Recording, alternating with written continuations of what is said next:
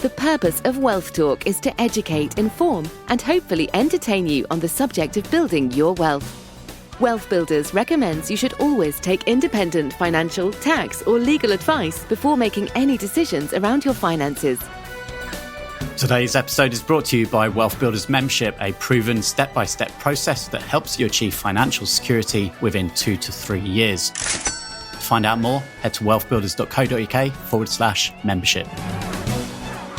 Welcome back to Wealth Talk. My name is Christian Rodwell, Membership Director at Wealth Builders. Today's episode is a little different. You're about to hear the replay of a recent live webinar hosted by our founder, Kevin Whelan, together with our SaaS director, Paul Brooks. And the session created a huge amount of interest. And with so many people asking for the recording, we wanted to share it with the entire Wealth Talk community. And the reason is simple. From April 2027, major inheritance tax changes are coming that will affect anyone with a pension. And these rules aren't proposals, they're confirmed. And if you've built up a pension, own a property, run a business, or simply have a growing estate, you could be pulled into the inheritance tax net without realizing it. So in this replay, Kevin and Paul break down what's changing, why it matters, and practical steps every family should be taking now. You'll learn how pensions will be treated different from 2027, the hidden traps that could leave your executors with a serious problem, and why many households could end up paying far more tax than expected. They'll also walk through the importance of understanding your true value of your estate, how income and capital are treated differently for legacy planning, and what business owners can do, including how a SaaS can play a powerful role in long-term protection. So if you want to safeguard what you've built and avoid leaving unnecessary tax bills for your loved ones, this episode is well worth your time.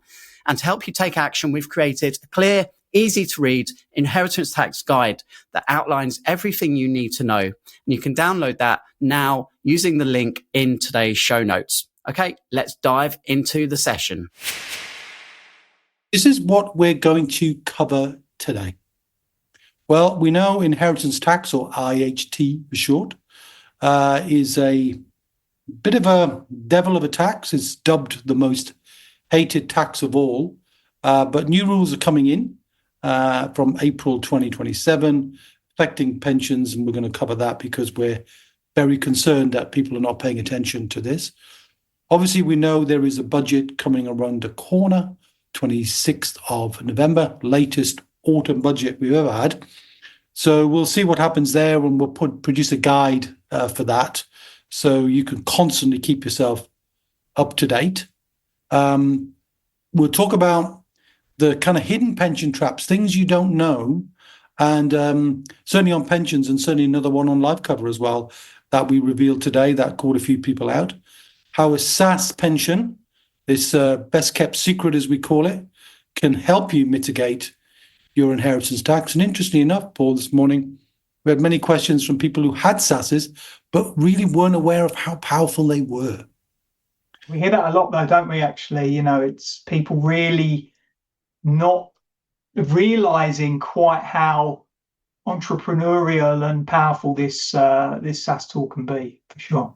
You're right there.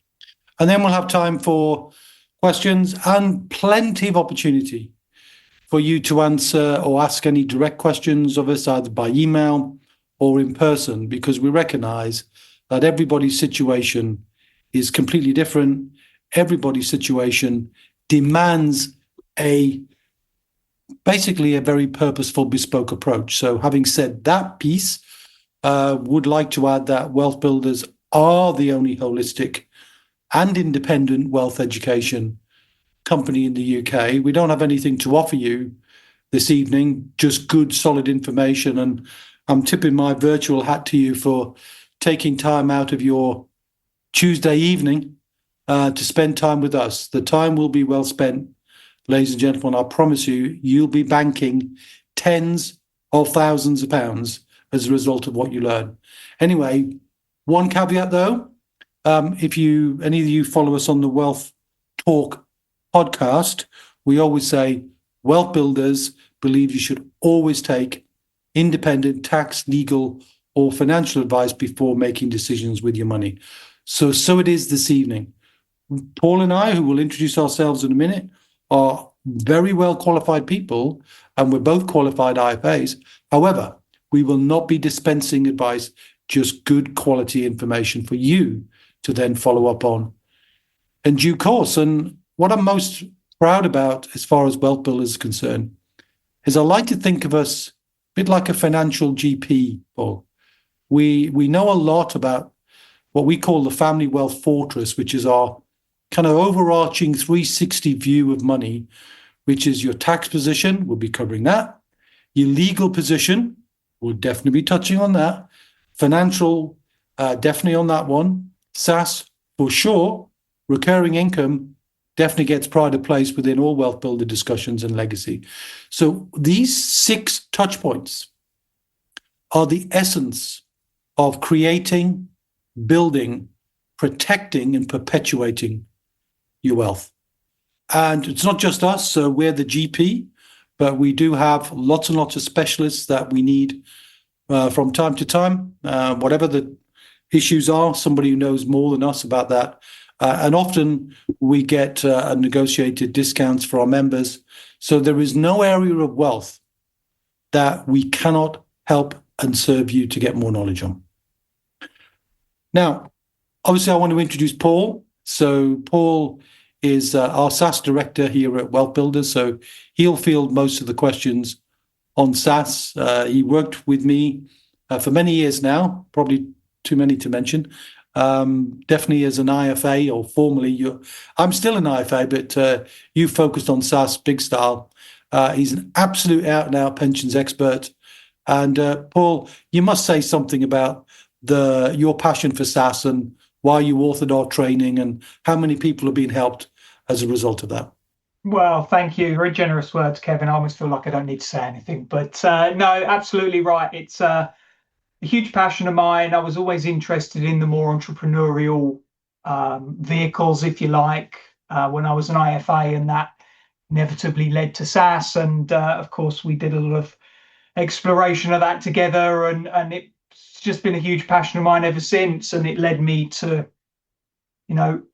thoroughly enjoying the creation and the sort of putting together of a wide range of our SSAS educational material, which the people that work with us get access to.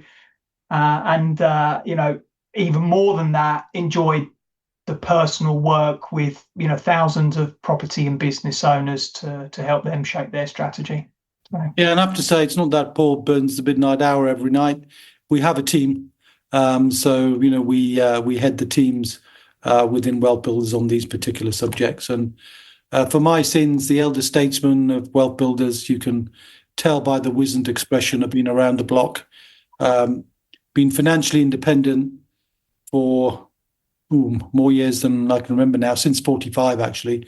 Been a mentor of individuals. I'm a very passionate teacher for at least 20 years now, and love recurring income. Now, that's a theme that runs through the very fabric of Wealth Builders, and very essential for you to understand this when it comes to inheritance tax as well, as we will reveal. Love speaking on stages and love writing. And I've written 3 books on the whole subject of wealth, and I've been burning my own midnight oil, Paul, on writing this one, which is the guide you're going to get, which is, it's comprehensive, but not technical. And it's written to help you be able to take some steps, but to understand what's going on. More detail than we'll go into this evening, of course. But you'll have the opportunity to read that. And also, in any event, given, we're going to cover quite a lot of ground in give or take 90 minutes or so, you won't pick up everything. So let's be clear that if I've done nearly 40 years and Paul's done 20 years, we've got 60 years of experience. So we're not going to teach you what we know in 60 minutes. That just wouldn't be a fair expectation. So if I can encourage you, I'd encourage you to make a few notes, write a few things down that you think are really relevant for you, a few things down you might need to go and do, and a few things to write down you may want to go and find out more about. And if you like, the end of the day, how we speak and the cut of our jib, as we often call it, if you like that, then we'd be delighted to have a conversation with you free of charge at some point. But let's talk about how deeply personal this is to me. I got into the world of wealth because of the tragic early death of my father, who was 46, who collapsed and died on an oil rig, leaving no will, no family plan, no life cover to pay the mortgage, basically nothing. Now, he didn't do that deliberately, obviously, and he committed the sin of omission. In other words, didn't get round to doing things. Have you not got round to doing some things? Have you not got round to doing your will? Have you not got round to thinking about your pensions and those lost pensions we'll find out about later? Anyway, this is my family now as the elder statesman, and my pooch, Alan, named after Alan Shearer because I'm a Newcastle United fan. But, I'm very passionate about legacy. So if you are equally passionate about the legacy, it's never too early to get your head in the game of how to leave an incredible legacy. And not, as you said earlier, Paul, in this morning session, which you shocked me and I didn't expect to be, you said, if people get this wrong, they will leave more money to the taxman than their children. Outrageous, as we'll find out more about how people fall into traps and how to avoid them. And these changes that we'll cover in just a second affect anybody with a pension. And of course, more people have got pensions than ever before, not least because now it's an obligatory thing if you've got a job. So employed people have got to have a pension. That came in, I think, 2017. I might have been wrong on the date, but certainly that sort of date. Anybody who's got a family and a pension, affected. If you're a business owner, you're definitely affected. And if you're an executor or you have made a will and you've named an executor, you're going to need to know what's going to happen to them. So let's get into it. What are the changes? Well, the big change, it's happening, by the way. It's not a proposal. It's not a supposition. It's not like a consultation. In April 2027, anybody who dies after April 2027, if they have any pension money in their life, in other words, it's unspent, as they call it, then your pension is included in the value of your estate. In other words, it's added to all of your other assets, which will definitely, for many people, put them into the inheritance tax net. And for some, their pension, which they thought was tax-free, is going to be taxed at 40%. And even worse, some of those who've got bigger estates will see a loss of their allowances, so their tax on their estate will go up even more. Now, we're going to cover all of these things, but just so you know, this is big, big stuff. And we definitely want you to take time to understand it. So we'll go at a pace, but hopefully at the right pace for you. Now, obviously, we know there's some machinations going on behind the scenes for this budget. Maybe potential broken promises, who knows. Rachel Reeves obviously has noted that the country has an enormous black hole in the economy. We're paying $100 billion a year just in interest payments. Crumbs, I couldn't sleep at night with that kind of a tax bill, or an interest bill rather. And so therefore, the plan is for more people to come or be dragged in by stealth or by design, the inheritance tax net. In other words, get more people for the inheritance tax to be paid on the death of the individual. And their argument is pensions are for retirement, and that you should be looking at your pension solely as a vehicle to support your income, not to provide for your legacy. Now, I get the argument, but I don't buy it. I don't buy it because there's too much historical legislation which has told us the opposite. So pension freedoms came in 2015. And in 2015, the government of the day said, you know what, we know how hard it is for you guys to provide a good safety net. We don't want you to rely on the state because the state pension keeps going back and back and back. And we can't afford it. We can't afford to run the civil service pension scheme. So we're going to give you more control so that you can make decisions yourself about what you invest in, how you invest, and how you draw income for the future. And that was a good thing. I applauded that when it came in, and definitely remember sharing lots of those with our IFA clients of the day. The other thing they did just recently was the removal of the pension cap, which was formerly called the lifetime allowance. Just over £1 million was the lifetime allowance. They removed that, basically indicating that you can have as much money in your pension as you want to have, and people pile money into their pension. And of course, like many smart people, I did that too. But given we have a longer life expectancy now, and I think typically it's around 85 or thereabouts, much longer for our children who, I'm a granddad now. I know I don't look it, Paul, but there you go. I'm a granddad now, and those children will live to 100. So they're not going to get a state pension. So, they're going to need to look after themselves, or we're going to need to look after them. So to me, the legacy piece was a really important thing. And if you live longer, you need a better plan. You've got to manage your money, which means, because nobody knows when they're going to die, and thank goodness for that, if you don't know when you're going to die, you've got to manage money and expect to live, which means by definition, you'll have unspent pensions when you die. And that means now, at least from April 2027, inheritance tax could be due on it. So here's a quick tip, Paul. If you don't want inheritance tax to pay on your pension, try and die before April 2027. If you want to live beyond April 27, then you need to know a bit more. So let's talk about inheritance tax, or IHT. Well, it's a voluntary tax, ladies and gentlemen. It's a tax you pay if you get caught, and you can avoid it. It's also a tax on capital. It's not a tax on income. It's a tax on the value of something given a capital value. In other words, something you can put a price on.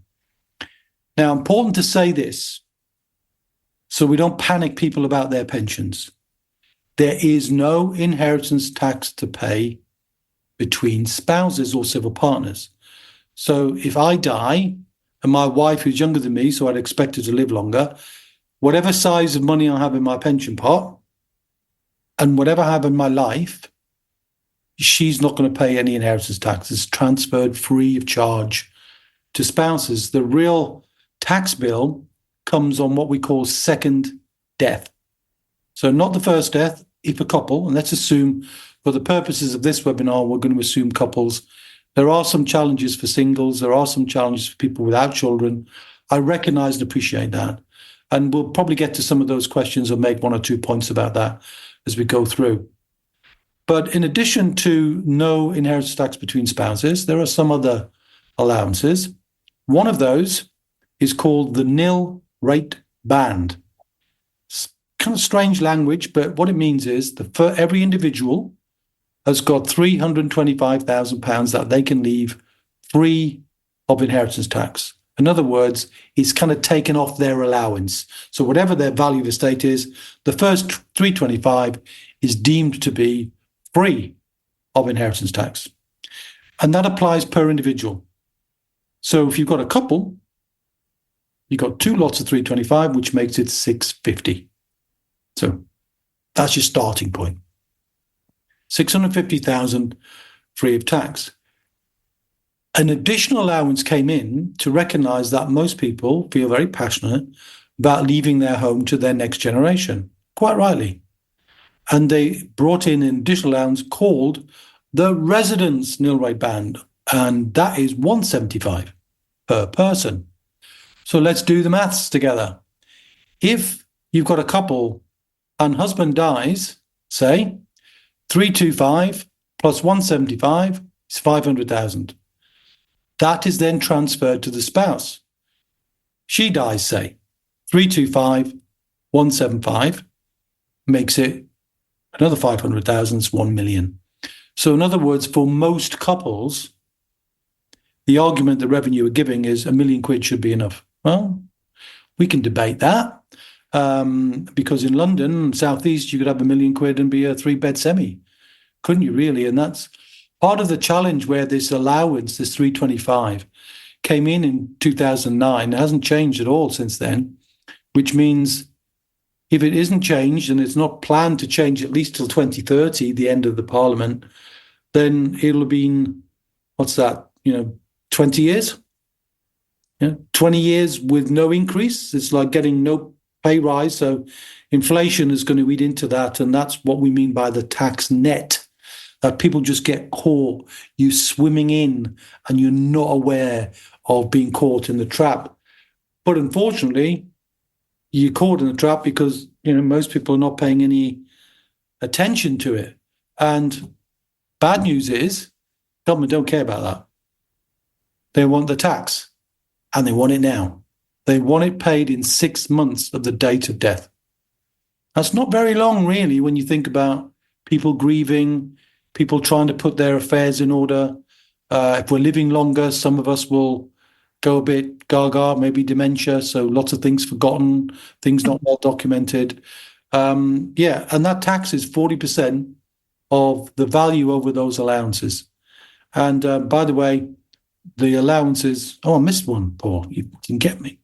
You didn't get me on it, which is the 2 million, right? So if your estate, I do apologize to you all, if your estate is worth more than 2 million, so you've got decent sized property, decent sized pension, maybe a property portfolio, some other assets, then when you go over the 2 million, you start to lose your residence nil rate band. It gets taken off you automatically. So if you get to 2.7, key number, 2.7 million, you lose all of your residence nil rate band. So it means you've only got 650. So you get that double whammy. You get the loss of the 325, and then therefore more of your estate gets caught at the 40%. Exactly like when, people earn more than 100,000, Kevin, right? And they start to lose some of their income tax allowance, the first 12,500 that you can earn without any income tax until you tip over that 100,000, and then they start chipping away at it. Yeah, it's exactly like that. It's 2 for 1. In the same way as anybody between 100 and 125 grand in income, when they get to 125, they basically lose the income allowance. And so it is with this. So I think that's where they got the idea from, probably, which means, the tax is very punitive. But the tax anyway, in general terms for inheritance tax, is 40%. We will reassure you that some of you will not be affected by the pension changes. I mean, everyone's affected by inheritance tax, so you might learn some things, but some of you won't be affected by the pensions. But just a quick point, which I guess we need to highlight, Paul, is that the job of paying the tax doesn't fall on the product providers. It doesn't fall on the insurance companies or the administrators. Who does it fall on then? People that you've carefully picked and trust to help manage all these complicated affairs when you're no longer here, called the executors. So the executor, or someone who executes a will, different title if you don't have a will, but we'll hopefully help you take care of that. But if you've named an executor, they now have to not just collect all of your estate as they did before, but now they have the additional job of combining, collecting, collating all of your pensions and paying the tax on it before they can distribute any money at all to your beneficiaries, bearing in mind that your executor could also be a beneficiary. So, this could be a nightmare, and it's unpaid. You can't pay, you can't charge a bill to be an executor. And if you get it wrong, the Inland Revenue can fine them. Right? They can charge them a tax or a penalty if they get it wrong. So I'm going to implore you this evening to tidy up your pension life, and actually, better still, to tidy up your estate, to be aware of what your estate is worth. And we're going to show you how to do that in a moment. But one of the points to make here is don't allow your executors to take responsibility and pay taxes. You are responsible for your money. Your legacy is down to you. And deep down, you probably know that. And deep down, you also know that, maybe this isn't part of your regular financial review process. Because for those of you who do self-assessment tax returns, you're doing them annually, aren't you?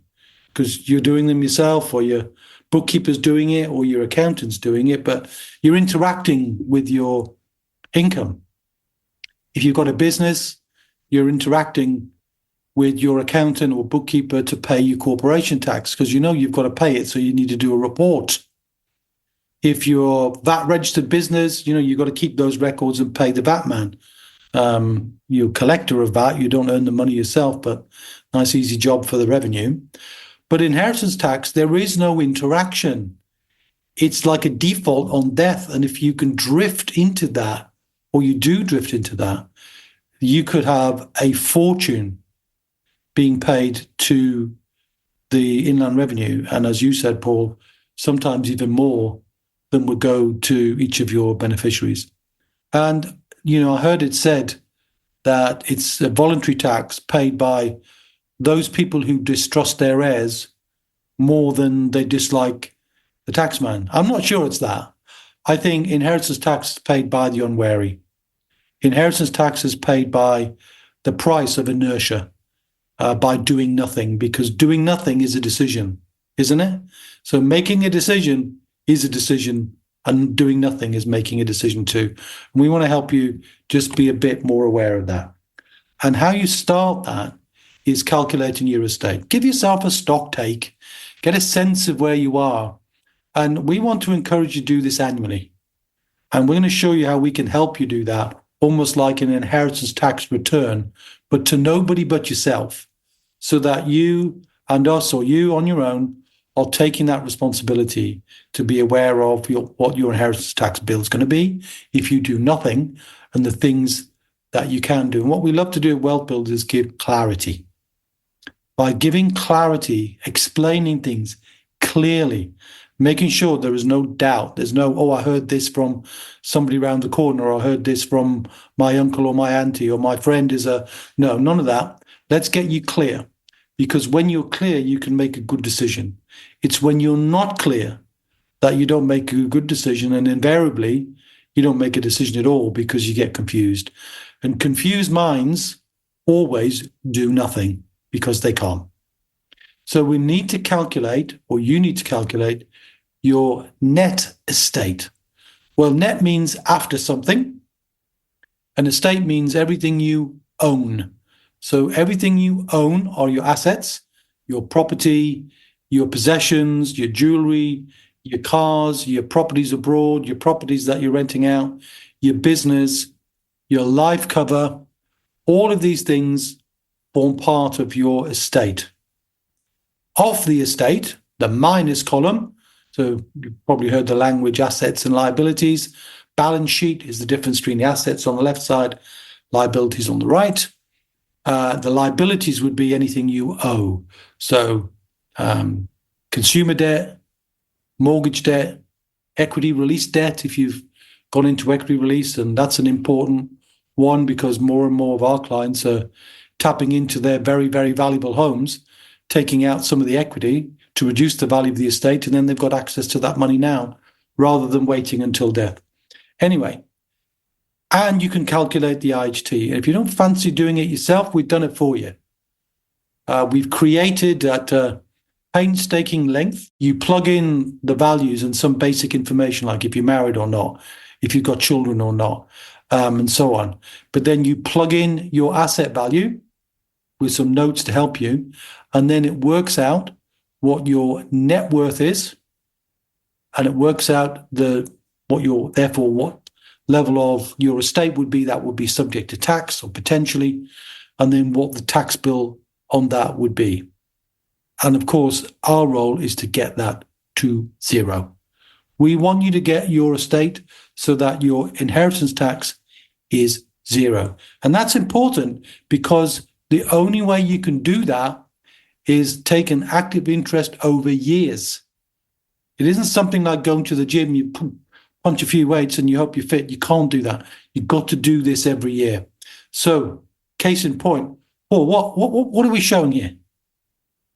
Well, it's quite a scary statistic actually that says, look, imagine you've got £1 million worth of assets today after liabilities. This is what your net estate is worth, and you're 55.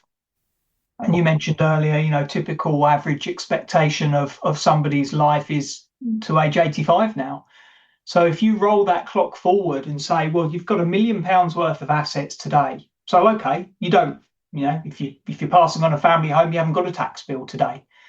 But unless you're planning on dying today, and of course, you're almost certainly not, if you roll the clock forward 30 years, even with, as you can see there, some pretty modest rates of growth, what you're looking at is ultimately the estate, and then in brackets, the amount of tax that the taxman is going to take as a result of you having done a great job of building wealth and having, inflation on your side over a long period of time.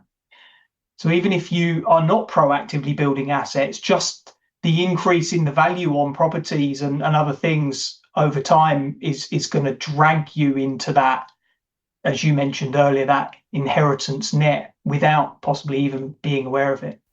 Yeah, and that tax take is going up every quarter. They measure and publish the data every quarter, and it's going up every single quarter, quarter by quarter. And while it sounds like a statistic, what it means to me is more families are disinherited. More money is leaving the lives of children. More money is leaving the lives of grandchildren, that people have worked over their lifetime, paid a fortune in income tax, in corporation tax, in VAT, in stamp duty, in council tax. They paid through the nose for tax, and they get caught by one which has caught them unawares because they're not paying attention. So I would like you, please, whether you resonate with me and Paul or not, take stock of the value of your estate. We'll show you how to access our calculator, or you can do your own, but take stock of where you are and try and get into the habit of looking at this at least once a year to see how your estate is growing so that you can pay attention to it. All right, we're going to switch gears now onto the more specific part of pensions. And we're going to say which pensions are not affected and why. And I'm going to ask Paul to do that. But before I do that, I'm going to say, please remember the principle that inheritance tax is a tax on capital, not a tax on income. So over to you, Paul. Why are these pensions not affected by the inheritance tax rules? It's really simple. It's because there's no pot of money.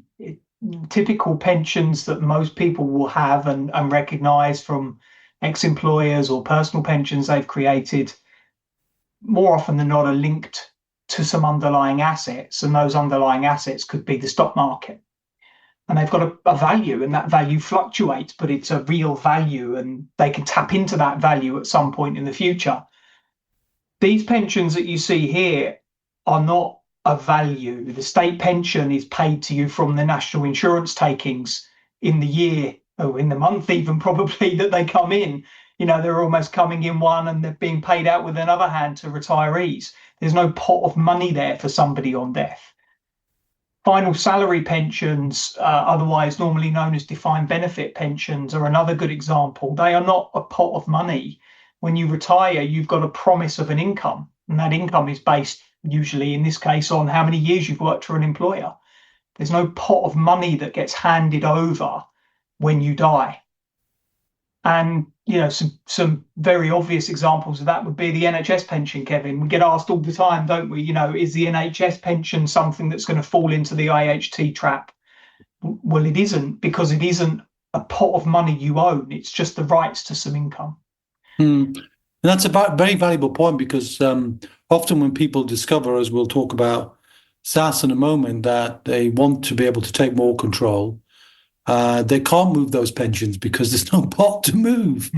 So important thing. So NHS and all the blue lights, that's what you've got. And as good as they are, they're gilt-edged, meaning backed by the government. And as long as the government takes care of the black hole, your pension's going to be okay. So there is an income. So, build your income on top of that, build that as a foundation. And Paul, this word annuity comes up, but it's not often well understood.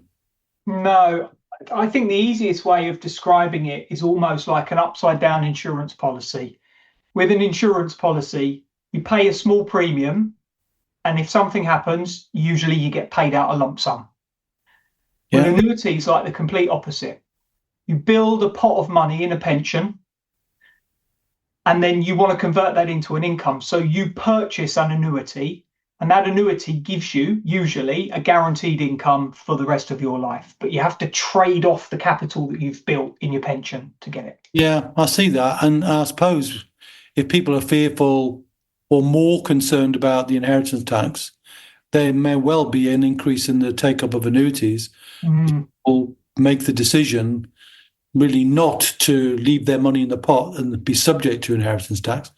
Of course, it's a delicate balance to play because annuity rates change. And once you bought an annuity, you can't change it after that. It's like a fixed rate annuity for life. And even if interest rates go up or down, you can't change it. And I remember way back before I met you, Paul, when I started giving guidance and advice in even 1990, I think, annuity rates then were 15%. So if you had a £200,000 pension pot, that's a 30 grand income. I mean, that's deemed to be, according to all the national statistics, enough money for people to have a reasonable retirement. So if you can get a reasonable retirement for 200 grand, that's a good deal. Can't get that now. It's 5-6%, and if you're real, maybe 7%. But you're not getting high rates of return, so it's a delicate balance. So if you're thinking about annuities, please, please, please, this is definitely one of the times when you would seek the help of a professional advisor who can guide you through the pros, the cons, and make sure you're making a good decision. But those pensions, unfortunately, which will be affected, Paul, the ones that do have a pot, rather than going into each one in detail because they all have pots, what are the common misconceptions you're hearing out there right now? Well, I think the one that I hear, and I know you do the most, is that people believe that certain types of pensions, certainly SSASs and even sometimes SIPs, are somehow outside of the scope of these new changes coming in April 27. And sadly, that's not the case. Anything that's got a value rather than an income as its underlying baseline is going to form part of that calculation. It is going to be taxable, or at least assessable for tax. Yeah. And unfortunately, although a SSAS, which is our biggest passion, arguably in wealth, is based on the foundation of a SSAS trust deed, and trust deeds are, by their very nature, known to be tax efficient from an IHT perspective, because it's wrapped up in a set of pension rules. It isn't tax exempt from IHT. Yeah, and unfortunately, once it's in the vault, like it is here, you can't give it away either. You can't say, "Oh, I've got money in my pension, I'll give it away." You can't do that. So, unfortunately, it's about the only asset I can think of actually that you can't gift. Yeah, only on death, unfortunately. Yeah. So anyway, lost pensions, I'll mention those because, again, I've got a bit of a passion for the lost pensions. There's billions of pounds floating around in the economic ether, as it were, where people have lost and forgotten things they did in the past. They worked for a job, I was only there 2 years. Or women who get married and change their name and forget to notify. There's all sorts of reasons why people lose track of their pensions. And of course, we're increasingly more mobile with several jobs in a lifetime, and that can contribute to that. And that patchwork quilt of pensions can cause a problem for you because you don't get value for what's rightfully yours, but also your executors because they got to find it. So we're going to encourage you to find your lost pensions. So we're going to let you know it's massive. The value of those pensions that I mentioned, those forgotten pensions, is now £31 billion. And it keeps getting bigger. And it worries me because people are losing track. For whatever reason, that inertia sets in. They stop thinking about this is rightfully mine. And the way to do that, and we do that with our Wealth Builder members and like this lady beavering away, finding her lost pensions. It's not difficult. You just have to have your national insurance number in one hand and perhaps your old CV in the other. And you look back on all your employment history and where you can find out the name of the company. There's always a pension trustee, somebody administering the pension. You can find that out, drop them an email with your national insurance number and your full name. If you have changed your name, you need your marriage certificate. And if you can't find anything through your own hard work, and I think on 1 week, when we did a little sprint on this, our clients found 455,000 in a week. Yeah, amazing. When in 1 week, staggering. 1 week, that's a week. That's not in a year, that's a week. The combination of people doing some work, because we said, do this, right? Just do it. Don't worry about it. It's going to take you an hour. Do this. And 455,000. Now, I don't like working for an hourly rate, Paul. I like to work on results. I think I might work for 450 an hour, 450 grand an hour.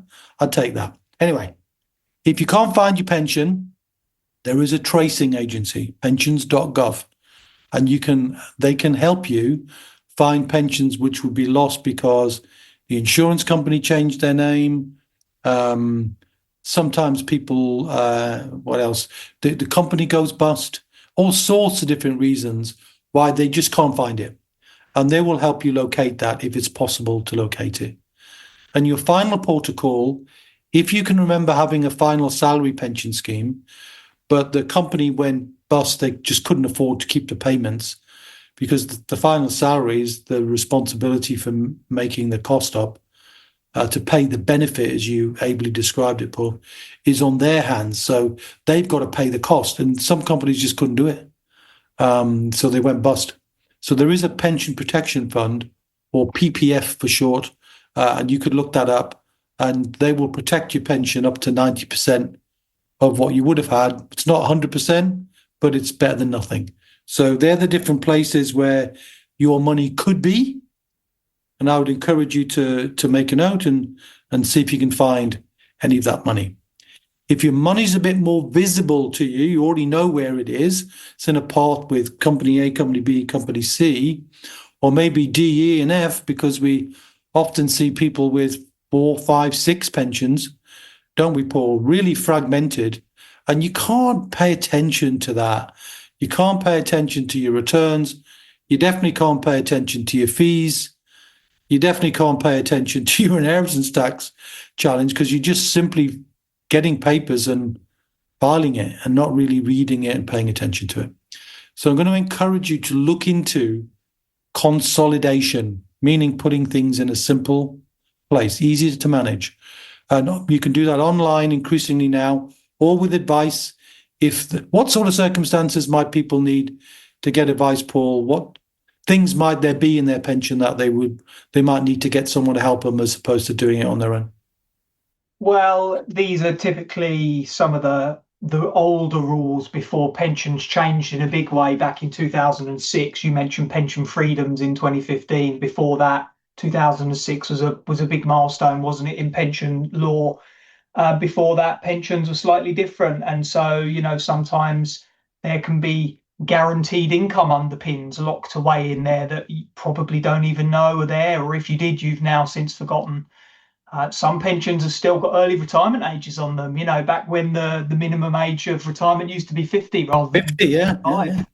And they're typically the things that catch people. Sometimes you can also have more than the standard 25% tax-free cash as well at retirement. So those older pensions, anything that you joined, if it was a workplace pension, or you created if it was a personal pension before April 2006, has a higher chance. That's not a guarantee by any means, but a higher chance of having something hidden in there that is different and would definitely want you to pay attention to before you made a decision with it. No, that's good guidance, Paul, and I think very sensible to think about. We had a question this morning about SERPs pensions, state earnings related pensions. I haven't heard of them for decades now, but they're just money purchase pensions, money in a pot pension. And typically, if you've had that in your life, you could have 40, 50 grand just waiting to be collected, so definitely worthwhile taking time. But you mentioned tax-free cash, and some schemes, some of the older schemes, have more than the 25%. Why might somebody consider taking their tax-free cash? Not do it, but consider it. Why might that help their inheritance tax position? Well, I think there are probably two reasons, and they're both very different, actually. One is, I think people often forget sometimes that their pension is there to give them a lifestyle at a time where they want to stop trading time for money, or start living more of their life and doing things. And so it could be that you want to take some money and just use it to do something fantastic, like a round the world cruise. But if we're thinking more about giving things to loved ones and this whole principle of legacy, you could consider taking some or all of your tax-free lump sum and then gifting it. And I know we're going to touch on gifting in a short while, Kevin, but that's a mechanism that you could use to free up money and therefore potential taxable asset, and turn it into something that you could gift and actually take outside of the tax net. Okay. And drawdown?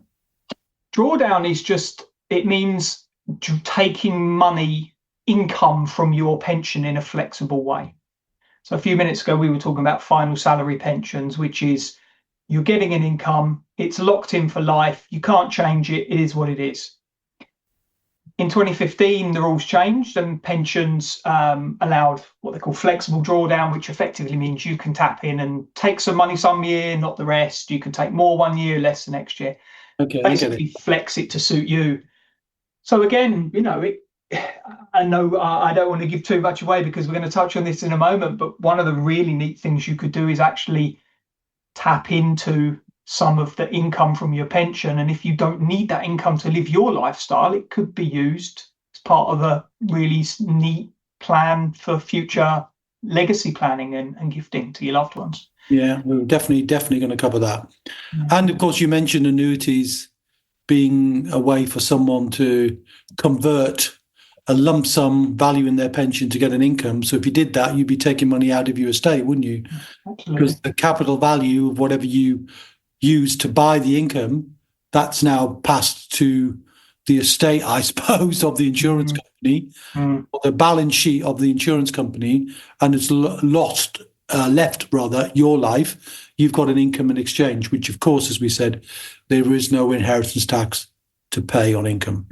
Nice descriptions there, Paul, so thanks for that.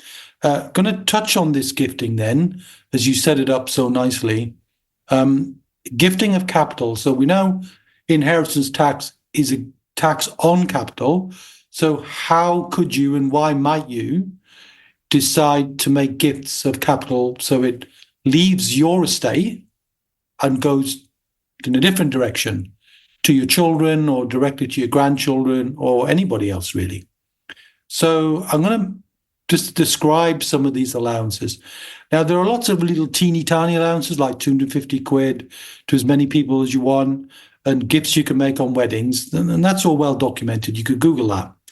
But I think it's important to think about the annual allowance, which, albeit isn't very much, is £3,000 per annum per person. So again, if we think our typical listener is a couple, that's £6,000 they can give away, documented, but give it away free of inheritance tax as deemed to have left their estate. Well, if people have got a reasonable asset list, and they want to give away and can afford to give that, if you multiply 6,000 a year times 20 or 30 years, that's a lot of money. And the tax on that, even if it's 120, take 40% of that, it's 30 grand. So you've got 30,000 quid there. You could be allocated because you want to, and all you need to do is document it well. And you can, there's a funny rule where if you didn't use it one year, you can use it again. So you've got 6,000 in year one, and then carries on after that. Now, anyone can give 325, which, if you remember, is the nil rate band. So anybody can give away 325, and as long as you live 7 years, that gift is gone out of your estate. Now, we know we're not saying give away 325, because if you give away lots of money, that's money out of your life and you've no control over that. For lots of reasons, that loss of control could be bad.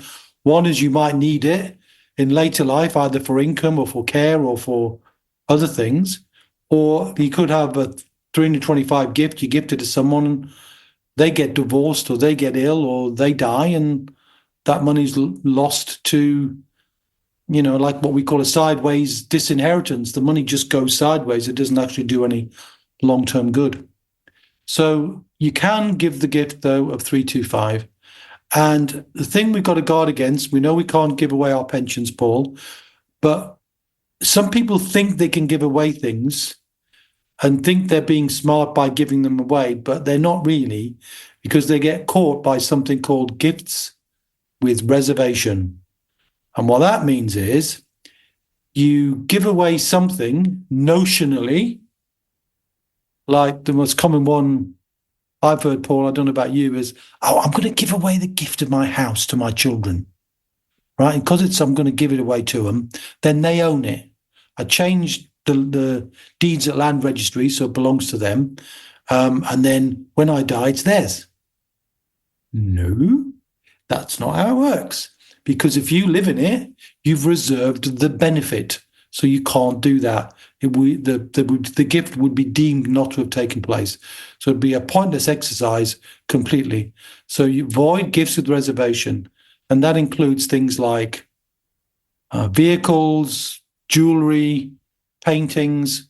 If you think there's something you can notionally give but don't really give, you can't do it.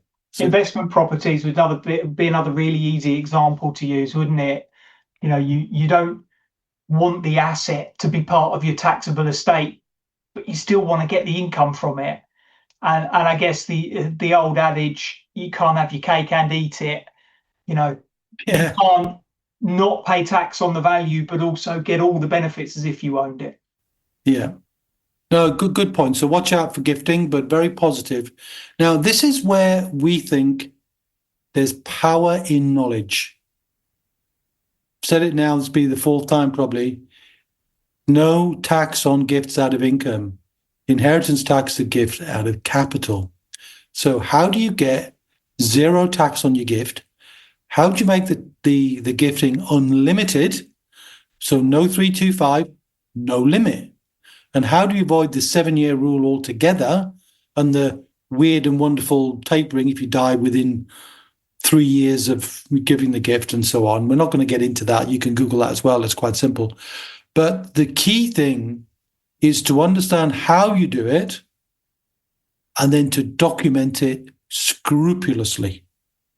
Right? So the key is doing this well, which means a deliberate and a conscientious plan. And as we spoke earlier on, most people do not have a deliberate and conscientious plan. If you did, ask yourself the rhetorical question. Last year, how much time did you spend creating an inheritance tax avoidance plan? To the nearest 1 minute. Probably none, because most people are not doing it. One or two will have done something, and great, that's fantastic. But most people, and they certainly don't know this. So I'm going to dive into this in a bit more.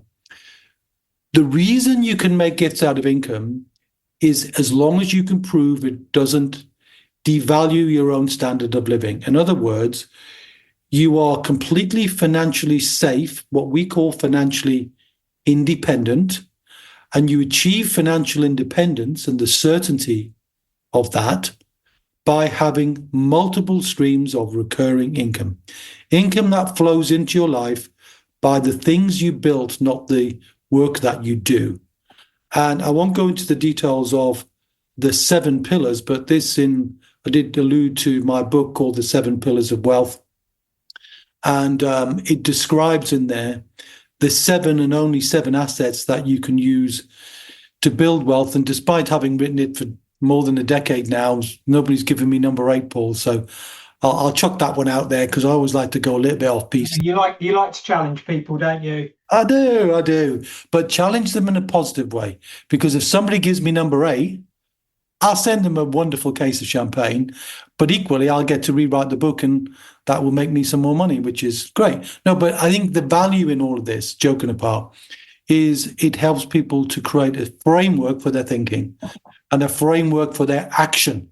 So do definitely get a copy of that or tune in to the podcast, which talks about that as well. Now, if you've got recurring income streams, so it's safe, let's say for the sake of an argument, most people, when asked the question within the Wealth Builder community, want an average of 10 grand a month to be completely financially independent. I'm not saying that's the right number, and I'm not saying it's your number, but it's a number that we often hear. So if you build an income stream from these 7 different assets, and you've got 15,000 a month coming in or 12,000 a month coming in, then because you can prove you can live on the 10, you're financially independent, you've well documented that, you can give any additional income away completely free of tax, without limits. And if both you and your wife or spouse or partner are financially independent, then both of you can give away income. So you can give away tens of thousands, maybe in a year, and over a lifetime, hundreds of thousands, with a commensurate tax saving as well. So please do look into the degree to which you've got a high recurring income. And of course, if you've got an annuity or a state pension or a final salary pension, they all count, don't they? Because that's recurring income. It's recurring income from pensions. And as long as you keep the records, and we'll show you how to do that, because when the time comes, when the revenue say, we want to know what the value of your estate is, and you say, well, this is the income that I'm giving away, and you can prove that income, you're going to need to show that from the very intention from the start, right the way through to your death and even second death. So you need to prove it. So the proving is not that difficult. It's just good record keeping. So that's definitely one, Paul, that I think makes us unique and why we put it in our concept of the family wealth fortress, that overarching process to keep wealth being built, to protect it, and to pass it on in the best possible way. But the SAS pension, that's another one of our key tenets, isn't it? One of our key beliefs, that it's the best kept secret for business owners. And we say business owners because you do have to qualify for a SAS, don't you, Paul? You have to be a business owner, and not just a business owner, but a limited company owner too, don't you? That's right. Yeah, it's reserved only for people with a limited company, and the limited company has to be doing things. You can't just create it on paper and say, well, I've got a limited company now, so I'm good to go. It's got to be genuinely active and operational. Now, I know we know the word SAS, and we try and debunk words. We know the language is clunky. The benefits most definitely are not. But tell us what it means, and tell us why it's unique in the landscape of pensions. Well, it's a tool that uniquely allows you to do entrepreneurial things almost like a business, or a person can do. By that, I mean, it isn't just restricted to the bog standard stock market that 95% of people's pensions are in. You can use it to grow your business. You can use it, if you're a property investor, to help get more property, do more developments. You can use it to invest in other people. You can be truly entrepreneurial with it in a way that you just can't with other pensions. So it means you can build your wealth under your control more effectively, and because it's a multi-generational, sounds complicated, but it's a family trust, isn't it? It's called the small self-administered scheme. Bit of a misnomer, really, because it was coined in 1973. But small as in it's for a small business. Scheme means pension, and self-administered means self-directed. You decide what you want to do. You're in the driving seat. So we know you can be in the driving seat and build your wealth, but what can it do to minimize your inheritance tax or to help with that inheritance tax bill? Yeah, I mean, I won't delve into sort of super amounts of detail here, but one of its most powerful tools is the ability to simplify by bringing together people's pensions all into one place. And you made a great point earlier, Kevin, when you were talking about lost pensions and you were saying about consolidation. One of the things that you can do to simplify your pensions life is consolidate. Well, that would be step one in a SAS. You bring together the pots of money for you or your wife or your husband or your partner or other people in your life, but typically we're talking about families here, so let's imagine it's a spouse or a civil partner. You bring those pots together, and now you've got this combined pot of capital that you can deploy in any way that works best for you in your business. But from an inheritance tax perspective, what it then allows you to do is be really smart. And this is a uniqueness that SSAS has that no other pension has because of its multi-layer, multi-generational design. You can bring your kids in. When they're 18, they have to be adults. And any age from that point is fine. But when they're at least 18, they can come into the pot. And you can start creating wealth for them. You can start pre-funding their retirement, and you can do that through contributions from, let's say, a business. If you're a business owner, or you have to be a business owner to have a SSAS, of course. So got a business, you could make your children part of that business, and then you could start taking some of that profit and paying it into the SSAS in their name, which is really neat because it does two things. One, you get a corporation tax saving just the same as you would if you were paying it in for yourself. But two, you've skipped the inheritance tax problem altogether, because instead of going into you and then somewhere down the line to them with an inheritance tax bill attached, it skips you and it goes straight to your kids. Yeah, that's interesting, that one. I think we'll come back to the earmarking point, though, in a minute, Paul. But, if you imagine, we have a bit of language within Wealth Builders, which we call Kev Tech, don't we? Yeah, so we certainly do, yes. If it's got anything to do with technology, skip Kev, right? Go past Kev, go to somebody else. But if you imagine in a business, joking aside, you've got smarter, more up-to-date kids in your business.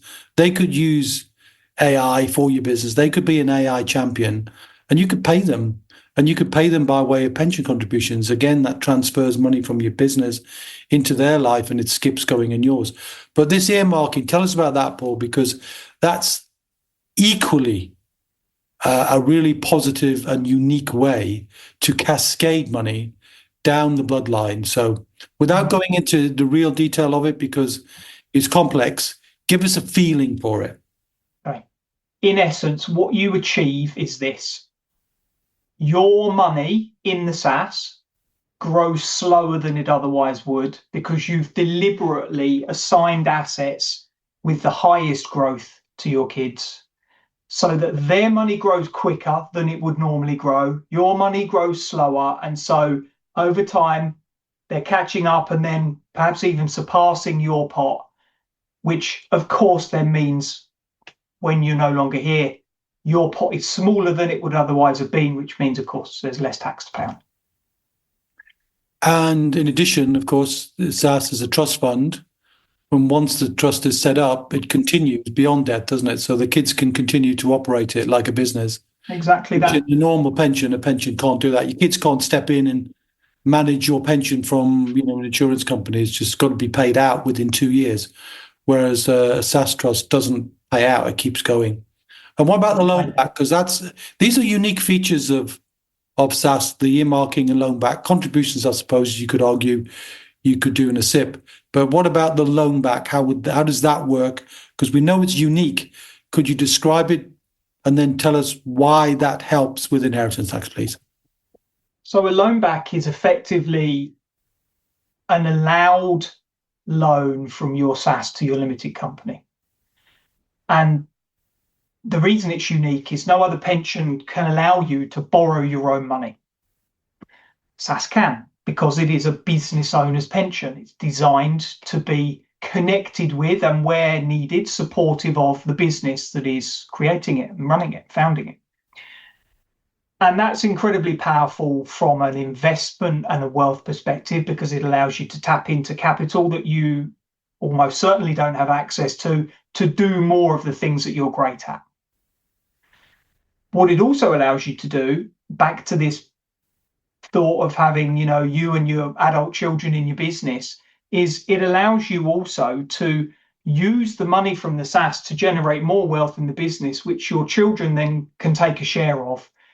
And then it becomes part of their financial life, not yours, which means you're effectively able to use money to grow and benefit your children and simultaneously skip the IHT problem, whilst also paying actually quite a small rate of interest, pretty cheap money, 1 over base, to borrow your own pension money, which of course compares pretty favourably when you think that bridging is sort of 12 or 18%, for example. If you're in property, I'm sure many of our listeners will be.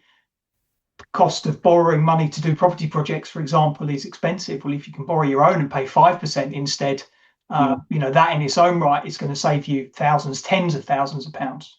Well, that's right. And if you save some of those thousands, you could reinvest that money in something else to pay the inheritance tax bill. So you can see how all of these things are super smart, super effective, and bearing in mind that every penny you pay in as a contribution is off your corporation tax bill. So you're paying less recurring tax every month, every year, but also building the wealth in the way that you want it. But we just touched on life cover, which we'll just come on to in a minute. But Paul, we've created a eligibility test because SSAS are approved, aren't they, by HMRC, and we know because we've got 100% success rate with all the SSASs that we set up, and the biggest SAS broker in the UK, in fact.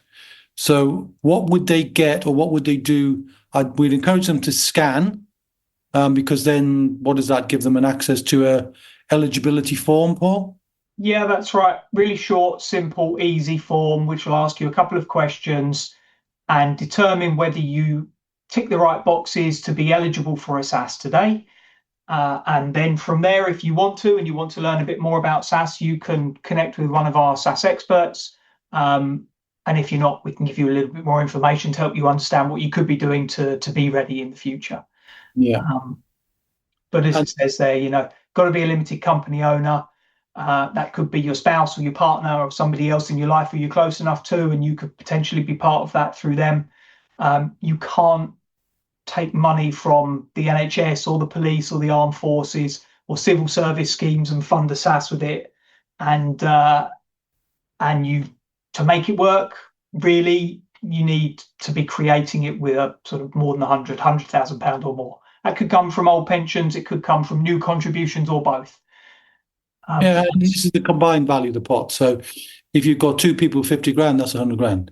If you've got two people with 40 grand and you find 20 grand with a lost pension, that's 100 grand. So these are not cut and dried rules. These are just our guidance, because we want anybody who does a SAS to really get a big result that helps their wealth, that helps their inheritance.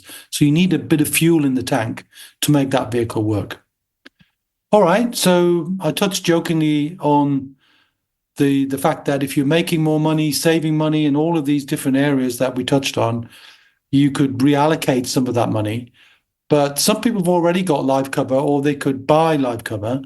And we need to recognize, don't we, that life cover that's not in trust, if you die, is going to add to your estate. So please check if you've got a life insurance policy that you've nominated through the filling out of a very, very simple and free form. It doesn't cost anything to do this, Paul, does it? You just fill out the form, you nominate your beneficiary, and that money then, in your death, goes straight to the beneficiary, no need for probate, and it doesn't form part of your estate. Very valuable. So, but if someone does want to think about life cover, Paul, specifically to cover the inheritance tax bill, because they've just done an amazing job of building their wealth, and they acknowledge that, but there's going to be a tax bill, and they don't want the tax bill to be met by their children. How would they take care of that? What does this weird language of whole of life second death mean? Sounds a bit of a mouthful to me. It does, and it's really very simple. It's basically a life insurance policy that, instead of paying out when just one person dies, the first death in a married couple or a civil partnership, it waits until the second person dies, because, as we talked about earlier, Kevin, the IHT isn't a problem when just one person dies. The IHT is a problem when both of the people in the partnership have died. That's when the tax is going to be calculated. That's when the tax is going to be due. So these policies are designed almost exclusively to protect against inheritance tax bills by paying out a guaranteed sum of money that you can choose, and you can inflation link it or not. There's some features that you can choose to protect it from certain things. But it effectively guarantees, as long as you paid the premiums until the second person dies, guarantees a lump sum of money to partially or even maybe fully pay the tax bill. And if you start it early, when you're younger and you're in good health and all those other things that generally happen when you get a bit older start occurring, it's actually really quite an inexpensive life cover because it's paying out on the second death compared to the first. And therefore, if you lock it in now,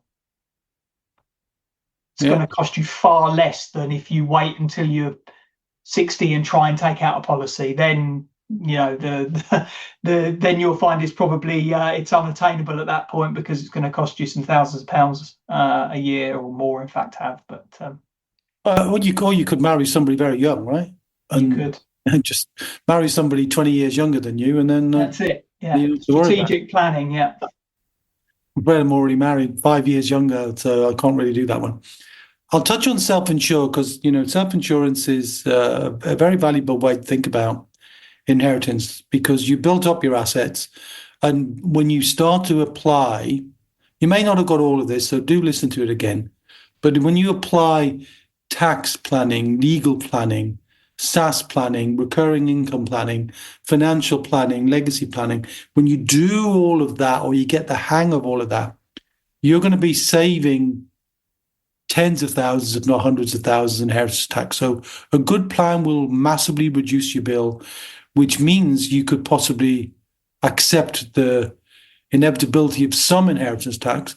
But you could take, say you do a SAS, Paul, and instead of being in the stock market, and let's say you were going to get 5 or 6%, you bought commercial property which gave you an 8% yield. You could take the 2% extra rent you're getting, and you could put that in a pot or invest it, or put it into a life insurance policy to allocate to pay the tax, or to at least part pay the liquidity, because the tax is going to be paid within 6 months. So this can all be resolved with a good plan. What we're seeing is people with no plan. But what you can definitely do now, please do this. Don't fall into it'll never happen to me, like death is inevitable. We don't want to talk about it, but we have to deal with it, is make a will. Do your powers of attorney, which basically mean if you're ill or unable to make decisions, somebody else can make decisions for your medical treatment, or they can make decisions for your financial situation. And that's quite critical for you guys and girls who've got properties or businesses, because somebody needs to make decisions if you can't. So that's called a lasting power of attorney, or LPA. Have a look into your lost pensions. Do that little stock take, and take a minute, or go on our calculator and take 2 minutes and calculate the value of your estate. So you're beginning to get a feeling for whether you think you need to start doing some planning. So if you want to ask a question, if you want to check in, if you want to learn a little bit more about some of the things, you either didn't get to scan the code earlier, or you're watching this back on replay, and we will be sending this out on replay as well. So don't worry if you had to leave early, or if you missed the start, or you missed the whole thing. The whole recording will be available. But if you scan the QR code there, you can get in touch with us directly through WhatsApp, or you can use the good old-fashioned email, hello@wealthbuilders.co.uk, and our team will be able to help you. I hope you found that session useful. Kevin and Paul covered a lot, but the key message is simple. The IHT changes coming in April 2027 are real, and are going to affect many more families than expected. So if today's replay has prompted you to take stock of your own pensions, your estate, or your legacy planning, then this episode has done what we hoped. And as Kevin always says, doing nothing is still a decision. And it's usually the reason families end up paying far more tax than they ever needed to. So to help you get clear on your own position, we've put together an easy to follow inheritance tax and pensions guide. And you'll find the download link in today's show notes. So go and click that right now. And if you'd like to ask a question or to talk through your circumstances, you can reach us easily by dropping us an email to hello@wealthbuilders.co.uk. Okay, thanks again for tuning in, and we'll see you on next week's episode of Wealth Talk. We hope you enjoyed today's episode. Don't forget that we are constantly updating our resources inside the Wealth Builders membership site to help you create, build and protect your wealth. Head over to wealthbuilders.co.uk/membership right now for free access. That's wealthbuilders.co.uk/membership.